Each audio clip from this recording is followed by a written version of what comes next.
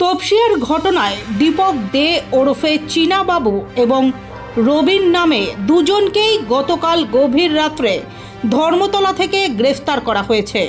পুজোর আগে তপসিয়ায় চাঁদার জুলুম, তৃণমূলের হাতে মার খেলেন অপর তৃণমূল কর্মী। আক্রান্ত তৃণমূল কর্মীর নাম অমিত সরকার, তিনি পেশায় ব্যবসায়ী।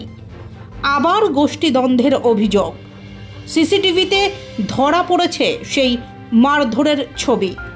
10,000 টাকা চাঁদা চাওয়া হয় দাবি ব্যবসায়ীর, কিন্তু দিতে না চাইলেই শুরু হয় ঝামেলা। অভিযোগ, বেধড়ক মারধর করা হয়েছে ওই অমিত সরকারের নামের ব্যবসায়ীকে।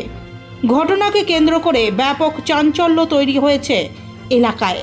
অমিত সরকারের অভিযোগ, আগে এক দফা চাঁদা চাওয়া হয়েছিল, তা তিনি দেবেনও বলেছিলেন।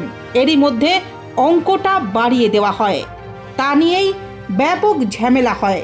শেষে গোটা ঘটনায় হস্তক্ষেপ করেন মুখ্যমন্ত্রী তথা দলনেত্রী মমতা বন্দ্যোপাধ্যায়।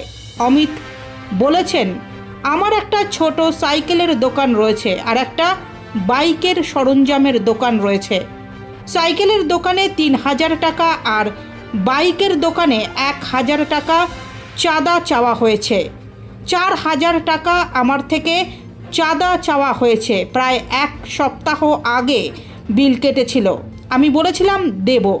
পুজোর তো এখনও অনেক দিন বাকি আছে।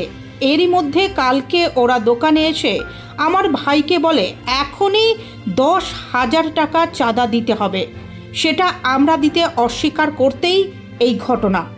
এই ঘটনায় তপসিয়া থানায় লিখিত অভিযোগ দায়ের করা হয়। পুলিশ তদন্ত শুরু করে।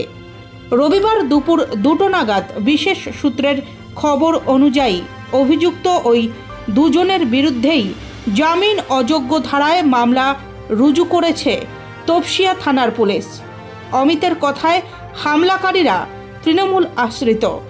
যে ক্লাবের চাঁদার জন্য এই ঘটনা ঘটল, আগে সেখানকারই সেক্রেটারি ছিলেন তিনি, কিন্তু পরে ক্লাব থেকে সরে আসেন।